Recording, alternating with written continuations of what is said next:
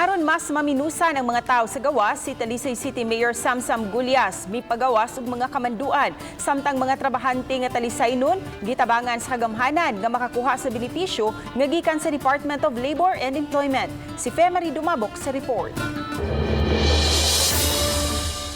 Kagahapon palang epektibo na ang executive order sa mandatory nga pagsulob og face mask sa syudad sa Talisay, pagpaligon sa naunang kamanduan sa DILG. Sugod karong adlaw, higpit na usab nga gipatuman ang no ECQ pass, no entry sa mga grocery o supermarket. Gischedule na usab ang mga barangay nga tugutang makasud sa Tabunok Public Market. Because we're just trying to minimize people coming to the barangay, coming to Tabunok. It was minimized when the Tabo sa barangay was opened, but there is still a lot of people there. So aton lang sa tungaon ang kinsay makadto dito at certain places. Then i-concentrate na to ang free ride. Nakaandam na usab niini ang kapulisan sa pagpatuman sa dugang kamanduan. Hinon matod sa hepe sa kapulisan nga ilang nakita nga niminos na ang mga gahi ug ulo o ang mga malapason sa lagda.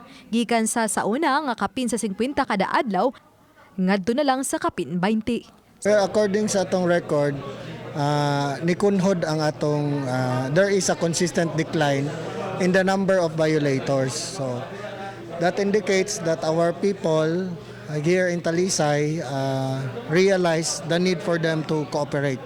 Samtang tabangan sa Talisay City Government ang pag-asikaso sa mga tao nga nawad-an sa trabaho nga maka-avail sa COVID-19 Adjustment Measures Program CONCAMP sa Dole 7.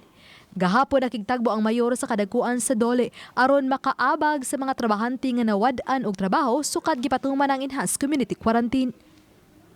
My constituents avail of camp when ang inyong guidelines say that ang ilang employers maoy mo file ani tanan ug mulihok ani tanan.